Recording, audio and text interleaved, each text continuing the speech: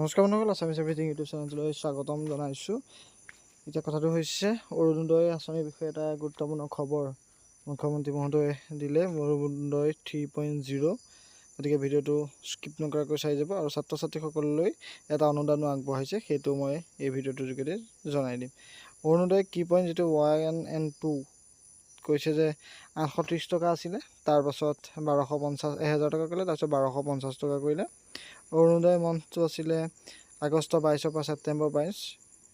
Orunodoi 2.0 launch কৰিলে। তাৰপিছত এতিয়া অৰুণোদয় 3.0 মেইন কথাটো হৈছে যে ৰেচন কাৰ্ড নথকাসকলৰ নাম কাট খাই যাব। ইয়াৰ পৰা যিসকলৰ ৰেচন কাৰ্ডৰ নাম নাই তেওঁলোকে অৰুণোদয় নাপায়, আৰু যিসকলে অৰুণোদয় নতুনকৈ এপ্লাই কৰিছে তেওঁলোকে ৰেচন কাৰ্ড দিব লাগিব। আৰু 1 কাৰ্ড 1 বেনিফিট, এটাই ৰেচন কাৰ্ড থকা মানুহখিনিলে পাবই, কিন্তু নথকা যিসকল আছিলে তেওঁলোকক ব্লক লেভেল অৰুণোদয় সহায়ক ৰিএড্ৰেছেল অফিচাৰ এইসকল নিয়োগ কৰিব। নিয়োগ কৰি তেওঁলোকক বাছি উলিয়াব আৰু তেওঁলোকৰ নাম কাটি দিব।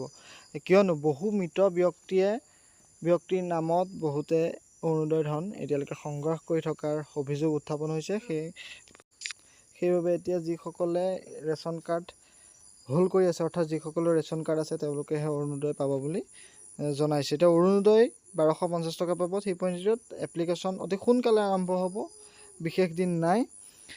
তাৰপাছত তেওঁলোকক ইঞ্চুৰেঞ্চ বেনিফিট দিব। PMJJBY আৰু PMSBY 50-50 প্ৰিমিয়াম দিব। 50% আপোনালোকে দিব লাগিব, 50% চৰকাৰে দিব। যদি আপোনালোকে 100 টকা দিয়ে, চৰকাৰে 100 টকা দিব 12 টকাটো বছৰেকীয়া যদি 250 টকীয়াটো কৰে, 312 টকীয়াটো কৰে, তাৰে আধাটো আপোনালোকে দিব লাগিব, আধাটো চৰকাৰে দিব।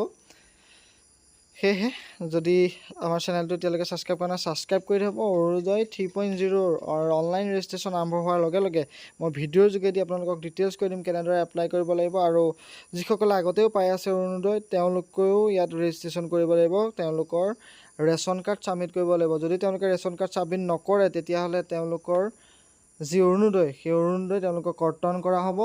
ইতিমধ্যে বহুতৰ কাটিছে আৰু গতিকে এতিয়ালৈকে যদি চেনেলটো ছাবস্ক্ৰাইব কৰা নাই, ছাবস্ক্ৰাইব কৰি থ'ব। ৰেজিষ্ট্ৰেশ্যন প্ৰক্ৰিয়া যেতিয়া আৰম্ভ হয় মই ভিডিঅ' এটা দি দিম, আপোনালোকে চাই ল'ব। ফৰ্ম কেনেকৈ আহিব, নতুন ফৰ্ম আহিব, সেইখন কেনেদৰে পূৰাব লাগিব, সকলো ডিটেইলছ দি দিম। এতিয়া হৈছে অভিনন্দন শিক্ষা ঋণ সাহায্য আঁচনি। সকলো ছাত্ৰ ছাত্ৰীলৈ এয়া দিছে। 1 এপ্ৰিল 2020 চনৰ পৰা আৰম্ভ হৈছিলে। সকলোৱে যদি গম নাপায়, ভিডিঅ'টোৰ যোগেদি আপোনালোকে গম পাই লওক। আপোনালোকে পঢ়িবৰ বাবে আপোনালোকক এটা ঋণ দিয়া হয়, আৰু ঋণৰ সাহায্য বৰ্তমান 50,000লৈ বৃদ্ধি কৰিছে। 2 লাখ টকালৈকে পাব। মিনিমাম আপোনালোকে 2 লাখ টকা পাবই পঢ়িবৰ বাবে। গতিকে পঢ়া শুনাৰ কাৰণে যাতে বাধা নহওক, পইচাটো যাতে বাধা হিচাপে থিয় নহওক, সেয়েহে এটা ঋণ দিছে। 2 লাখ টকা ঋণ দিব। ঋণটো আপোনালোকে পঢ়ি শেষ হোৱাৰ 2 বছৰৰ পাছৰ পৰা মাৰিলেও হ'ব। গতিকে এইটো যদি আপোনালোকে আৰম্ভ কৰিব, এতিয়া 5 ছেপ্টেম্বৰৰ পাছত পৰ্টেল মুকলি হ'ব। আপোনালোকে কেনেদৰে আবেদন কৰিব লাগে মই ভিডিঅ' এটা দি দিম। অসমত বাস কৰা, অসমত পঢ়ি থকা সকলো ছাত্ৰ ছাত্ৰীয়ে এইটো পাব, বা অসমৰ ছাত্ৰ ছাত্ৰীসকল যিসকলে ৰাজ্য বা বাহিৰত উচ্চ শিক্ষা লাভ কৰি আছে, তেওঁলোকেও এই আঁচনিখনৰ দ্বাৰা এই সুবিধা পাব। কিন্তু চৰকাৰী চাকৰিয়াল, সাংসদ, বিধায়কৰ সন্তান সন্ততিসকলে এই আঁচনিৰ সুবিধা নাপাব। ৰাজহুৱা খণ্ডৰ কৰ্মচাৰীসকলেও নাপাব। যিসকলৰ বিত্তীয় অৱস্থা ঠিক নহয়, তেওঁলোকেহে এই আঁচনি ধন পাব। গতিকে এই আঁচনি কেনেদৰে এপ্লাই কৰিব, গোটেই ভিডিঅ' এটা মই দি দিম। আপোনালোকে চেনেলটো ছাবস্ক্ৰাইব কৰি থ'ব। ভিডিঅ'টো যদি ভাল পালে লাইক কৰি দিব, শ্বেয়াৰ কৰি দিব। আজিলৈ ধন্যবাদ।